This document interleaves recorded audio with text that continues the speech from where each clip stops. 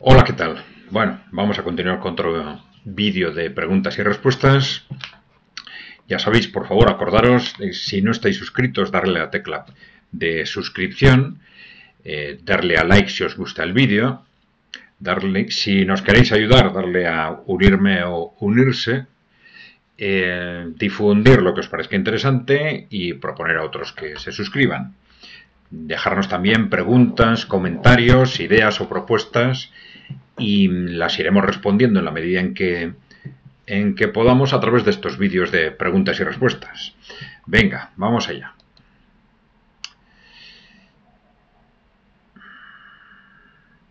Vamos a ver. Universo 7007 nos dice: usted suele decir que todo lo relacionado a la ideología woke o la ideología de género. Sí, lo de ideología woke no es una expresión que solemos utilizar nosotros, pero bueno, que tiene su fin asegurado en más o menos 5 años o 10 años. ¿Será así tan pronto? Es un tema recurrente este, no sé si lo hemos respondido ya, ¿no? Bien. Bueno, sí, nosotros creemos que sí, claramente. Vamos a ver. Cuando hablamos de todo este tema, utilizamos la expresión posmocapitalismo, es decir, los aspectos socioculturales de lo que se llama el periodo neoliberal, a partir de los años 80, sobre todo en los 90, ¿no?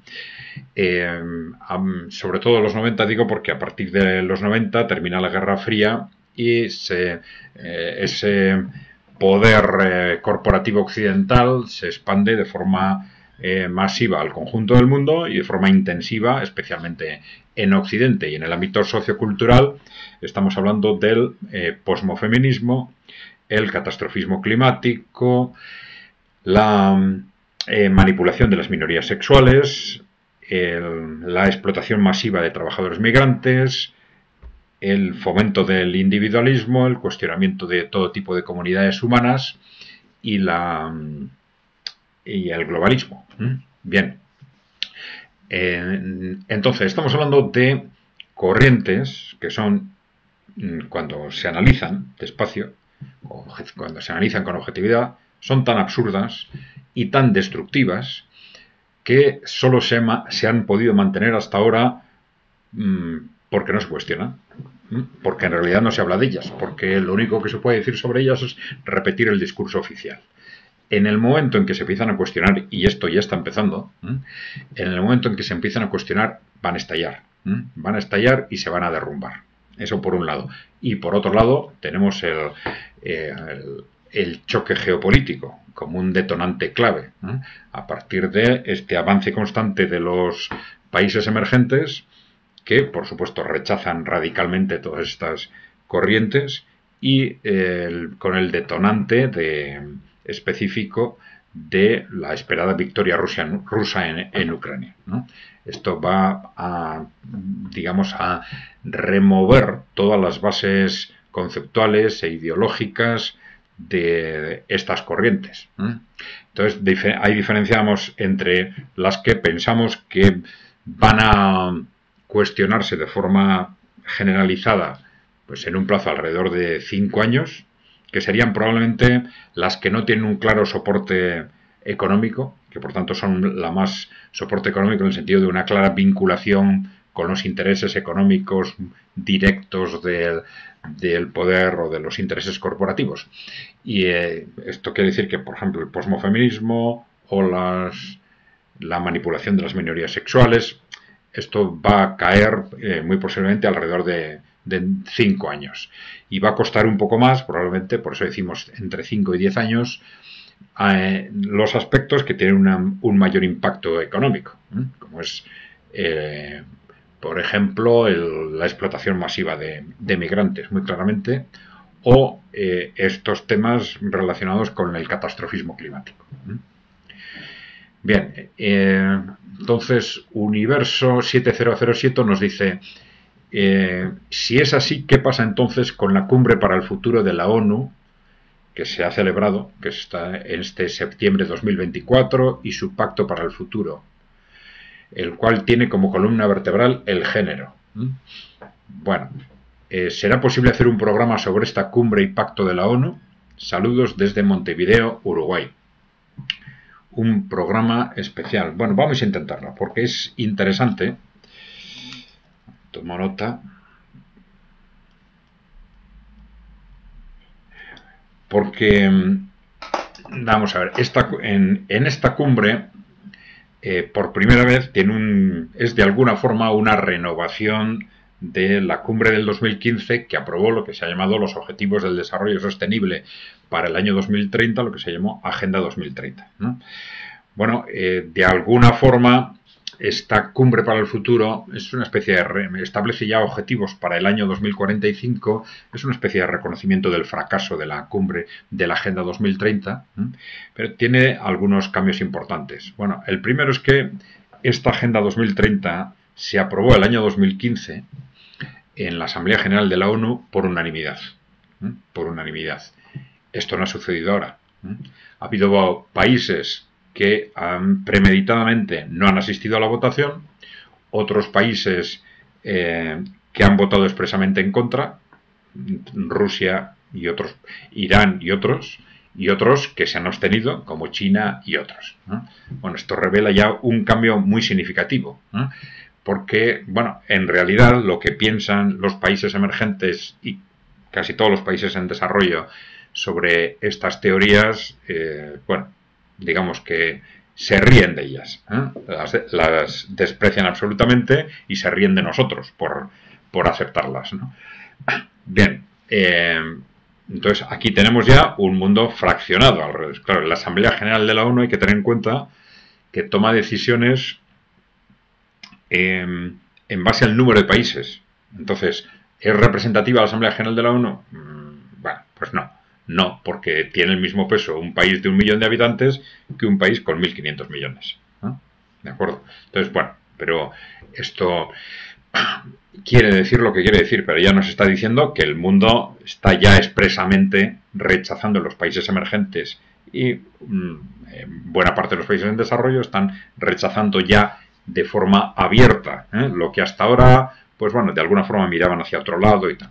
La Agenda 2030 tenía también un carácter tremendamente ambiguo, ya lo hemos explicado otras veces, tenía 160 objetivos, de los cuales cada uno elige lo que quiera. Entonces, Occidente, o estos países de Occidente que estamos atontados por los intereses corporativos, pues nos dedicamos a hacer tonterías alrededor de estas corrientes posmocapitalistas, y los países emergentes cogen de esos objetivos los que tienen para ellos un interés, los objetivos de desarrollo fundamentalmente.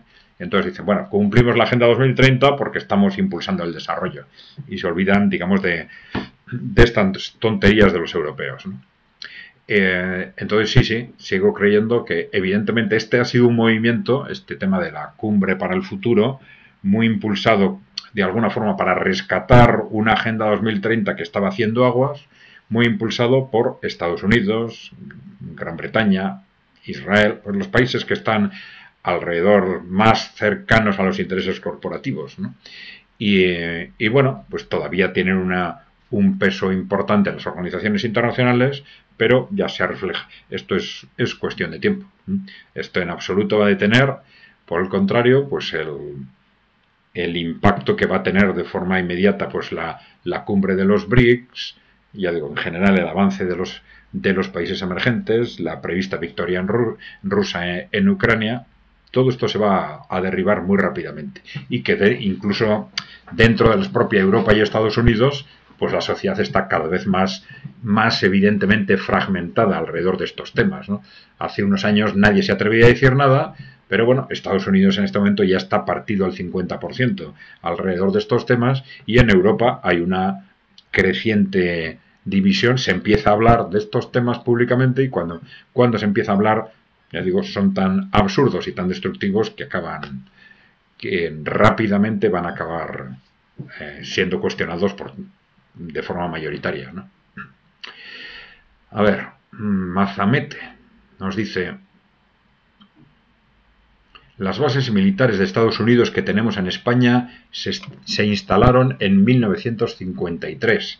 Ya saben ustedes quién fue el primero en vender nuestra soberanía. Bueno, sí, evidentemente, claro. Bueno,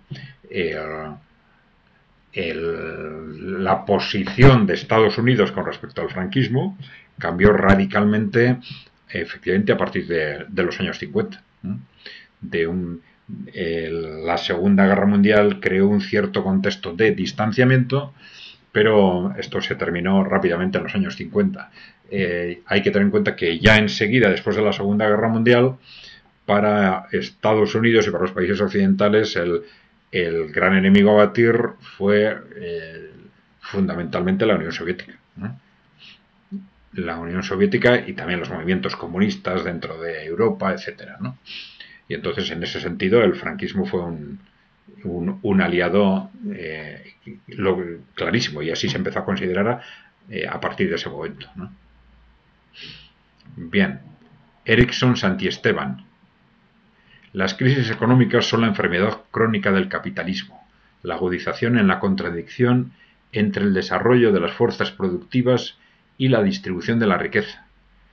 Pues no recuerdo a qué está haciendo referencia ese comentario, la verdad. Bueno, sí es cierto que el capitalismo, la economía de mercado, no tiene un desarrollo positivo lineal, sino que tiene un desarrollo haciendo S, digamos, con periodos de expansión y periodos de crisis, periodos de expansión y periodos de crisis, ¿no? Bien. Bueno, pero no sé, como no recuerdo a qué te estás refiriendo, no sé si te interesa que comentemos algo específico sobre este tema, ¿no? A ver, Erickson Santiesteban también. Vamos a ver, en España hay más voluntad política y gubernamental para someterse al capital anglosajón y norteamericano que tener buenas relaciones con el resto de la comunidad internacional, incluyendo a sus antiguas colonias a las que pretende seguir explotando. Bueno. Sí, someterse al capital anglosajón y norteamericano no porque haya una preferencia por esos países, ¿no? Pues, también se ha hablado con frecuencia que a raíz de la entrada de España en la Comunidad Europea, luego en la Unión Europea, ¿no? Pues de alguna forma se dijo que se dio una prioridad al capital francés y alemán para que entrara en España, ¿no? Bueno, no lo sé. Yo creo que en este momento los grandes capitales en Occidente tienen una interrelación muy alta, ¿no? Muy alta. El capital anglosajón, el norteamericano, el francés, el alemán. Independientemente de que con los movimientos de los últimos años tendría lógica que empezaran a surgir contradicciones, teniendo en cuenta que el daño que, por ejemplo, a los capitales europeos están haciendo estas absurdas políticas de los últimos años, ¿no? Las políticas supuestamente verdes, las políticas de corte con la energía barata rusa o las políticas de desacople con respecto a la economía china, ¿no? Están destruyendo la economía europea y, digamos, el capital, no, los inversores europeos, pues bueno, de alguna forma podrían articular sus intereses en contra de lo que está pasando, ¿no? Bien. Manuel García Urbano dice: no se puede poner en funcionamiento el Nord Stream 2. Bueno, recientemente ha habido un comentario del propio Vladimir Putin al respecto, diciendo que los oleoductos que están disponibles, ellos siguen dispuestos a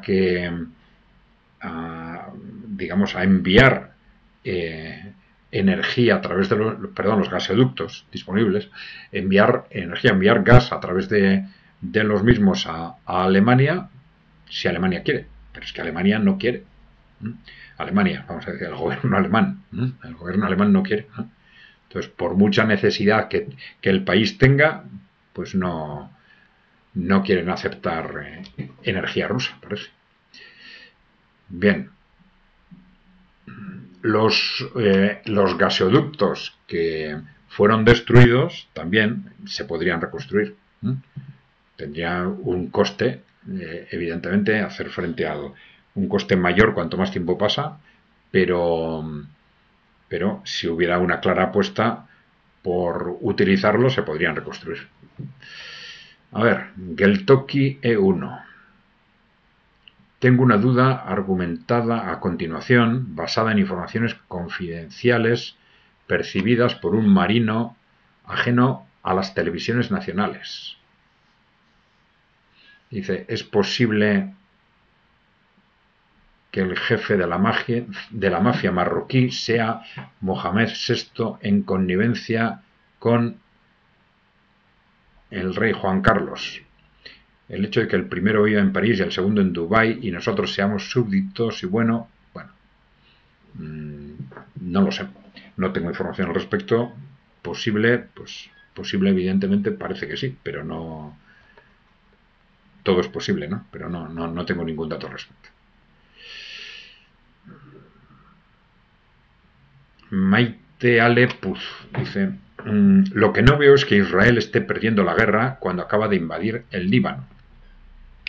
Sí, no es incompatible. Tú puedes estar perdiendo una guerra y tomar una decisión de agresión en un momento concreto, como lo ha hecho Ucrania invadiendo Rusia en Kursk, ¿no?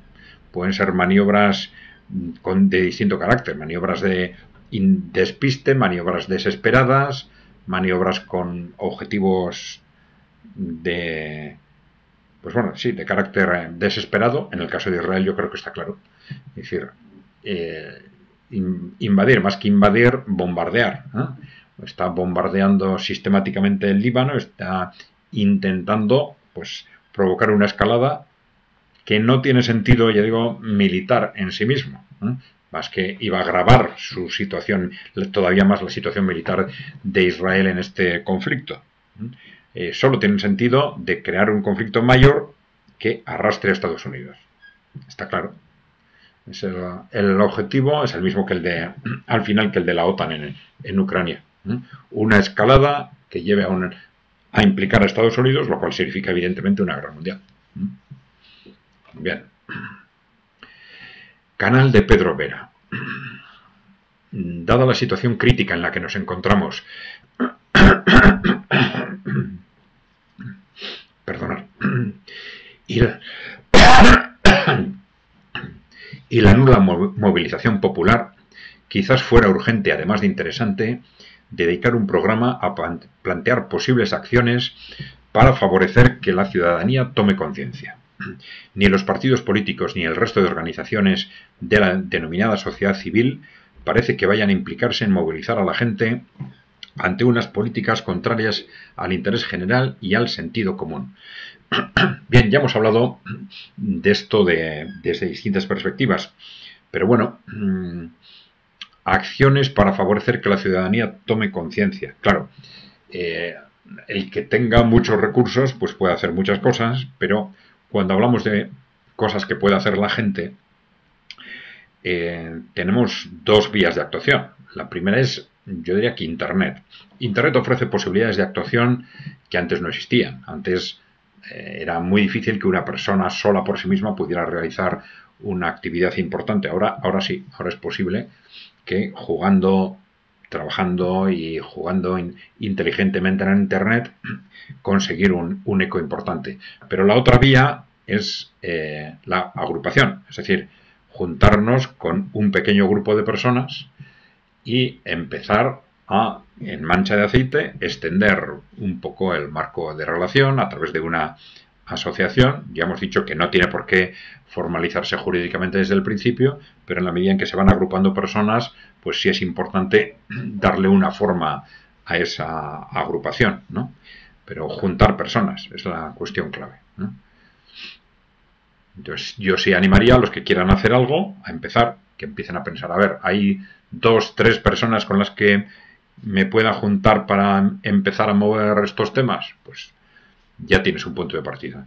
Y consensuar con ellos pues la puesta en marcha de un grupo de trabajo o de una asociación que, bueno, pues que en parte en Internet y en parte en la calle, pues empiecen a hacer algunas cosas, ¿no? Bien. Esto es muy importante para animar a la gente en este sentido que, bueno, alguno pensará que la gente está poco concienciada, pero es que esto puede cambiar de un día para otro, ¿no?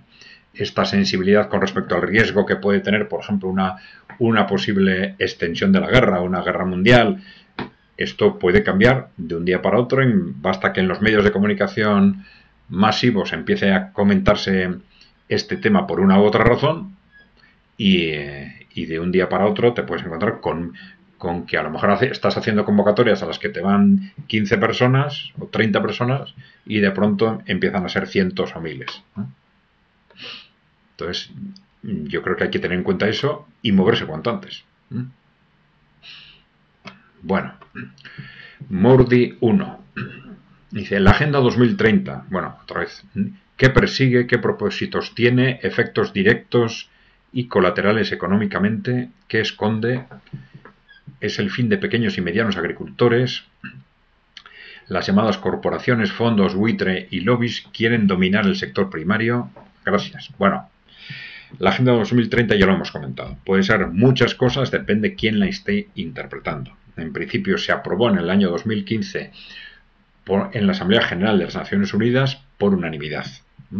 Se aprobó por unanimidad y en buena parte porque tiene tantos objetivos, que muchos de ellos tan genéricos o tan conceptuales, que puede utilizarse con objetivos absolutamente distintos. Y entonces, en la práctica, ¿qué está sucediendo? Que unas empresas los utilizan en una dirección, otras empresas en otros, unos gobiernos en una dirección, otros en otros. Normalmente se utiliza para apalancar lo que ya se esté haciendo, para apoyar lo que ya se está haciendo o lo que se quiera hacer, ¿eh? Y en la práctica, ¿qué ha sucedido? Pues que los países occidentales están utilizando la Agenda 2030 en buena parte para impulsar estas disparatadas corrientes del posmocapitalismo, el posmofeminismo, la manipulación de minorías sexuales, el catastrofismo climático, la explotación masiva de migrantes, el individualismo, el cuestionamiento de las comunidades humanas, todo esto, ¿no? Y en los países en desarrollo y en los países emergentes, además de reírse de nosotros por estar dedicando el tiempo a todas esas tonterías mientras nuestros países se van por un camino de destrucción, además de eso lo que hacen es decir, estamos aplicando la Agenda 2030 porque estamos impulsando el desarrollo de nuestros países, ¿no? Entonces, bueno, eso por un lado, ¿no? Entonces, una cosa es la Agenda 2030 objetivamente, otra cosa es cómo se utiliza, ¿no? Y quién la utiliza en qué dirección, ¿no? Bueno, ¿qué pasa con los pequeños y medianos agricultores? ¿Las corporaciones, fondos buitre y lobbies quieren dominar el sector primario? Pues eso parece ser la intención. Bueno, las empresas tienden siempre, en general, a expandir su ámbito de actividad en la medida en que pueden, y las grandes corporaciones, además de su capacidad interna, tienen su influencia, su enorme influencia política, ¿no? Para llevar a los gobiernos a tomar decisiones que les favorezcan. Y efectivamente, en los últimos años se están tomando decisiones aparentemente absurdas sobre el sector agroalimentario que están haciendo muchísimo daño a los pequeños agricultores y que probablemente están abriendo el camino, pues tanto a las grandes corporaciones que hacen grandes negocios importando productos agroalimentarios de otros países, haciéndose con propiedades que antes eran de pequeños agricultores, apostando por la industrialización dudoso interés social de algunos aspectos del sector agroalimentario a través de estas, pues carne artificial, cosas de este tipo, ¿no? Bien. Cornelius o JL dice, si se monta una organización así, quiero pertenecer a ella. Bueno, ya tendrás noticias si se organiza. Pero también puedes hablar con algunos otros sin que esté todo el mundo esperando a que alguien la ponga en marcha una organización. Puedes hablar con 2 o 3 que tú conozcas y empezar a ponerla en marcha tú. Esa es otra opción. Y me consta que ya a corto plazo pues hay cada vez más sectores, por ejemplo, en otro ámbito, ¿no?, que están preocupados con el riesgo de una escalada bélica en Europa y que están ya pensando en organizar concentraciones, hacer llamamientos, etcétera, ¿no?, para concentraciones o pequeñas manifestaciones, etcétera. Bueno, pues todo es empezar, ¿no? Bien. Tobarichi. Caixo Adrián dice, a ver, es desconcertante que hables tanto de un sistema comunista como el yugoslavo y digas que te parece injusto que un vasco cobre lo mismo que un valenciano o un extremeño por el mismo trabajo. Peor aún para algunos que un vasco cobre parecido a un andaluz. Bueno, a ver, es un comentario extraño, ¿no? Vamos a ver, que hables tanto de un sistema comunista como el yugoslavo. Bueno, hablamos del sistema yugoslavo no porque sea comunista o no, ¿eh? Es decir, nosotros somos analistas, no somos agentes políticos. Entonces, del sistema yugoslavo creemos que hay muchas cosas que pueden ser interesantes, sobre todo para el sistema y para el modelo cooperativo, y estamos animando a los agentes sociales y políticos pues para que nos ayuden a hacer ese trabajo de profundización, ¿no? Pero dice que un vasco cobre lo mismo que un valenciano, ya sé a qué te estás refiriendo, no sé. Vamos a ver, a esos comentarios sobre la evolución de los salarios en las comunidades autónomas españolas, ¿no? Vamos a ver. Los salarios no son altos o bajos en sí mismos, son salarios altos o bajos en función de la capacidad productiva de esos salarios. Si esos salarios son capaces de producir 100, son altos o bajos dentro de esa capacidad de producción, teniendo en cuenta que hay una parte que hay que destinar a reinversión, etcétera, ¿no? Entonces, si con una capacidad productiva de 100, no podemos plantear salarios de 120 porque estaríamos destruyendo a esas empresas, lógicamente. Pero sí es muy importante que los salarios se convierten demasiado bajos si su capacidad productiva es demasiado baja con respecto, si el nivel de los salarios es demasiado bajo con respecto a su capacidad de producción de riqueza. Claro, si el problema de lo que comentábamos sobre el caso español es que en el caso vasco en concreto, la capacidad productiva es un 30% superior a la media del Estado. Si los salarios vascos se ponen al nivel de la media del Estado, ¿qué ocurre? Pues que hay ese 30% que se lo lleva ¿quién? No se lo llevan los trabajadores, como tú dices, andaluces, ni valencianos, ni extremeños. Se lo llevan los empresarios vascos que se quedan con ese margen. No sé si tiene mucho sentido lo que dices, porque, bueno, en sentido contrario podemos decir, si en las empresas de un territorio cuya capacidad productiva sea muy inferior a la media española, si intentamos poner los salarios al nivel de la media española, ¿qué ocurre? Pues que esas empresas, esos salarios van a ser demasiado altos para su capacidad productiva y van a hundir estas empresas, porque no tienen capacidad de pagar esos salarios. Eso no entiendo muy bien tu argumento, ¿no? Te recuerdo que el jefe de la patronal española es un vasco. Y tu argumento sobre la productividad atiende a la lógica apologeta del capitalismo contrario a la redistribución de la riqueza. Vamos a ver, la redistribución de la riqueza está bien, pero claro, dentro de un marco lógico. Dentro de un marco lógico. No puede llevar a destruir empresas porque poner salarios demasiado altos, ni a enriquecer artificialmente a los empresarios por poner salarios demasiado bajos.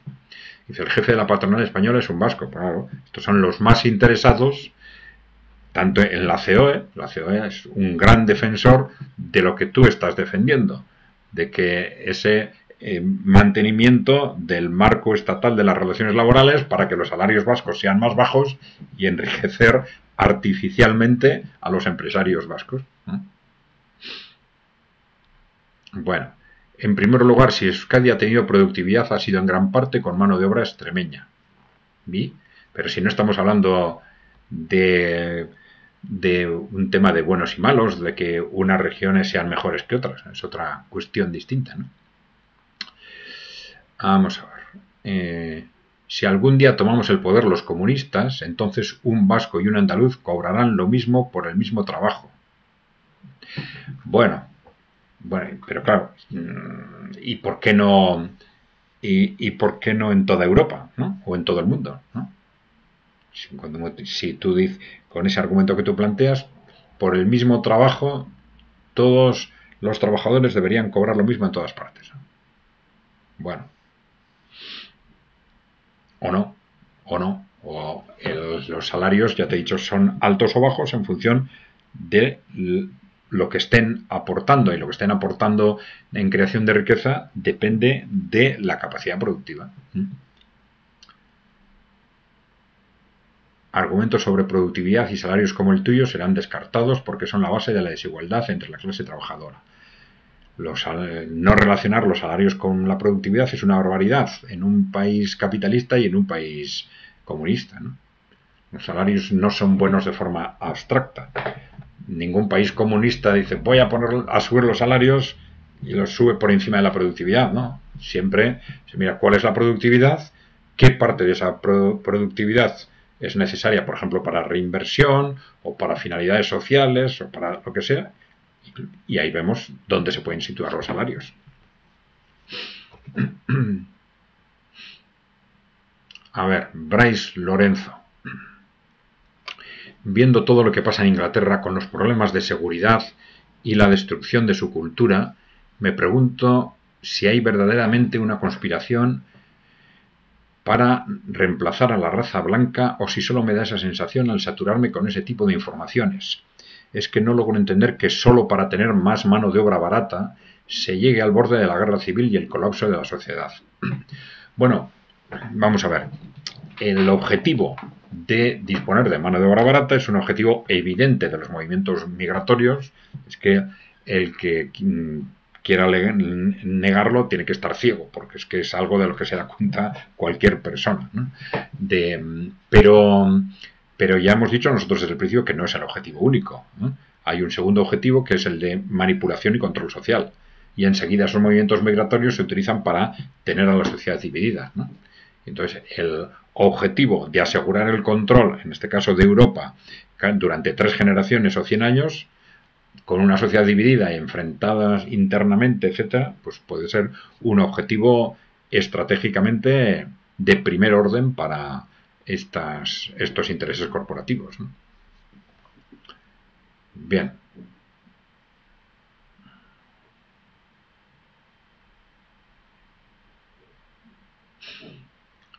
Renzo Andrés Llerena Vargas. Saludos de un admirador desde Perú. Efectivamente, la izquierda democrática, entre comillas, es pura pose. Sí, bueno, depende a que le llames izquierda democrática. Pero sí, eso que se llaman a sí mismos izquierdas. El término izquierda no es un término ni marxista, ni socialdemócrata, ni del movimiento obrero. Es un término liberal. Un término liberal que a lo largo del siglo XX fue asimilándose a estos movimientos, pues ya digo, socialdemócratas, marxistas del movimiento obrero, ¿no? Pero es un término liberal que además es un término politiquero, digamos, ¿eh? Es un término político en el sentido relativo. Para que la izquierda sea izquierda necesita una derecha, ¿no? Y esto ya nos dice mucho, porque se basa en dividir a los ciudadanos en dos y en mantener ese juego a los ciudadanos y a los trabajadores, ¿no? Ese juego artificial que la izquierda dice, bueno, yo soy distinto porque me ataca la derecha yo soy distinto porque me ataca la izquierda, y al final consiguen dividir artificialmente a los ciudadanos, aunque se parecen cada vez más, ¿no? Y esto en algunos casos en Latinoamérica, voy a decirlo, el caso de Chile es muy evidente, ¿no? Esa supuesta izquierda está al servicio de las grandes corporaciones de una forma evidente, ¿no? Como sucede en buena parte de Europa Occidental también, claro. Bien. Ana Castillo. Los que decíamos otro mundo es posible. A ver, constatamos su reflexión si los partidos de izquierda, como se ve ahora más que nunca, aceptan el status quo de este Occidente, que dice defender a Palestina, como nos dice, pero al mismo tiempo se nos dice que Israel tiene derecho a defenderse. Si han aplaudido a Zelensky en sus parlamentos e insultan sin rubor a Rusia, que nos salvó del nazismo. Bueno, si además los medios apoyan el liberalismo más absoluto. Bueno, en todo este caso, bueno, si con todo esto dice, pues al final da igual izquierda que derecha. Al expresarlo me produce gran dolor, porque pasar de esto es duro, al saber que la lucha está en otro lugar. Mal que les pese, está en esa Rusia de la que abominan, pero que hoy como otrora está salvando a la humanidad entera. Bueno, vamos a ver, sí, darse cuenta digamos, de estas realidades es duro, ¿no? Es duro, pero también es liberador, ¿no? Liberador porque nos ata de errores y de mentiras que hemos introducido en nuestra propia mente durante décadas, ¿no? Efectivamente, los conceptos de izquierda y derecha tienen una carga emotiva muy alta y hay mucha gente, por ejemplo, que ha llegado a identificar la palabra izquierda con el bien, ¿no? Como antes sucedía con las religiones, ¿no? Hay mucha gente que no puede entender que la falta de concepto de Dios, porque para ellos Dios es el bien. Si desaparece Dios, desaparece el concepto de lo que es bueno y malo, ¿no? Pues para muchos hacen una gestión similar de la palabra izquierda, ¿no? Entonces, situarse en ese contexto de que es mentira, es decir, de que las palabras izquierda y derecha se han convertido en instrumentos para manipular a la gente, pues a mucha gente, personas lógicamente, emocionalmente, les cuesta, ¿eh? Les cuesta. Bien, pero dicho esto, es muy importante con estas personas clarificar que una cuestión es lo que se puede entender conceptualmente por izquierda y derecha, y otra cosa es la utilización habitual de estas palabras, ¿eh? Y sobre todo cuando aceptamos como, digamos, espacio de izquierda a los que se llaman a sí mismos de izquierda, y derecha a los que se llaman a sí mismos de derecha, y de centro a los que se llaman a sí mismos de centro, ¿no? Cuando luego vemos en la realidad que todos ellos están sometidos a los intereses corporativos desde los años 90, ¿eh? Con lo cual, los conceptos tradicionales del siglo XX, digamos, de izquierda, desde que en cuanto, digamos, el espacio que defiende a la gente frente a los poderes, digámoslo de esa forma, pues no tiene nada que ver con la utilización actual, ¿eh? Y el concepto de derecha como defensa, digamos, de la tradición, de lo bueno de la tradición, ¿no? Pues tampoco tiene que ver con el concepto actual, ¿no? Bueno, entonces hay que saber siempre utilizar esos conceptos, no engañar al utilizarlos y no dejarnos engañar, ¿no? Porque nos utilizan sistemáticamente las palabras izquierda, derecha, extrema derecha para engañarnos, ¿no? Yo siempre digo que cuando alguien me viene diciendo izquierda, derecha, yo primero desconfío y pienso que esta persona o me está intentando engañar o se está engañando a sí mismo, ¿no? Entonces, bueno, hay que tener mucho cuidado con utilizar estas palabras y con dejar que las utilicen con nosotros, ¿no? Tenemos que estar preguntando, a ver, ojo, tú dices izquierda, ¿de qué estás hablando cuando dices izquierda, ¿no? Porque ya digo, lo que en los últimos 30 años estamos llamando izquierda, derecha y centro son lo mismo. Son grupos al servicio de los intereses corporativos con matices, ¿eh? Y cuanto más se parecen entre ellos, más están obligados a pegarse en los medios de comunicación. Bien, pues si os parece, creo que ya hemos pasado la media hora, pues vamos a dejarlo aquí. No os olvidéis, por favor, si no estáis suscritos al canal, darle a la tecla de suscribirse. Si queréis ayudarnos, darle a la tecla de unirme o unirse. Si os ha gustado el vídeo, darle a la tecla de like, difundir lo que os parezca interesante, proponer a otros que se suscriban y dejarnos preguntas, comentarios, ideas o propuestas que iremos tratando o comentando en la medida en que podamos a través de estos vídeos de preguntas y respuestas. Bueno, pues nada más, gracias por vuestra atención. Hasta la próxima.